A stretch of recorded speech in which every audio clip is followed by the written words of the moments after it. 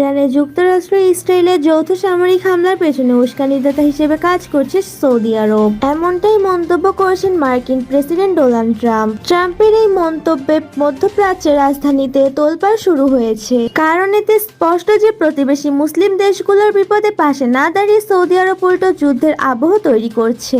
রিয়াদ কেবল মৌখিকভাবে শান্তির কথা বললেও নৈপথ্যে ইসরায়েল ও যুক্তরাষ্ট্রের সামরিক এজেন্ডা বাস্তবায়নে অগ্রণী ভূমিকা পালন করছে। এর পেছনের দরজা দিয়ে ইন্ধন দেওয়ার বিষয়টি জানাজানি হওয়ার পর থেকে ইরান সামরিক গোষ্ঠীগুলো ক্ষিপ্ত হয়ে উঠেছে। সৌদি আরবের এই দ্বিমুখী নীতির কারণে রিয়াদ যেন আজ ব্যালিস্টিক ক্ষেপণাস্ত্রের লক্ষ্যবস্তুতে পরিণত হয়েছে। রবিবার সকালে সৌদি আরবের রাজধানী রিয়াদ লক্ষ্য করে 3টি ব্যালিস্টিক ক্ষেপণাস্ত্র নিক্ষেপ করেছে ইরান। সৌদি প্রতিরক্ষা মন্ত্রণালয় এবং আন্তর্জাতিক সংবাদ মাধ্যম আল জাজিরা এই হামলার খবর নিশ্চিত করেছে। সৌদি সামরিক সূত্রের বরাতে জানা গেছে, আকাশ প্রতিরক্ষা ব্যবস্থা সফলভাবে একটি ক্ষেপণাস্ত্র রিয়াদের আকাশেই ধ্বংস করতে সক্ষম হয়েছে।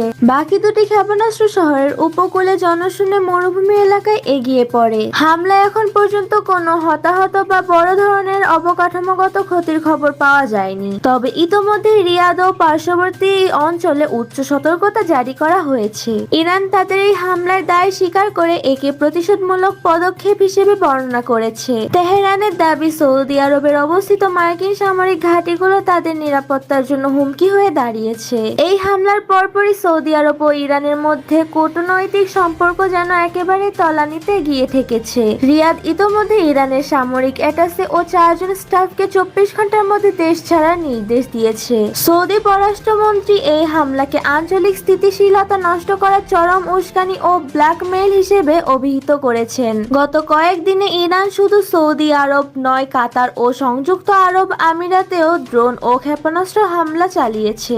বিশেষ করে হরমুজ প্রণালী নিয়ে উত্তেজনা বাড়ার পর থেকেই উপসাগরীয় দেশগুলোর হামলা মাত্রা কয়েক গুণ বেড়েছে।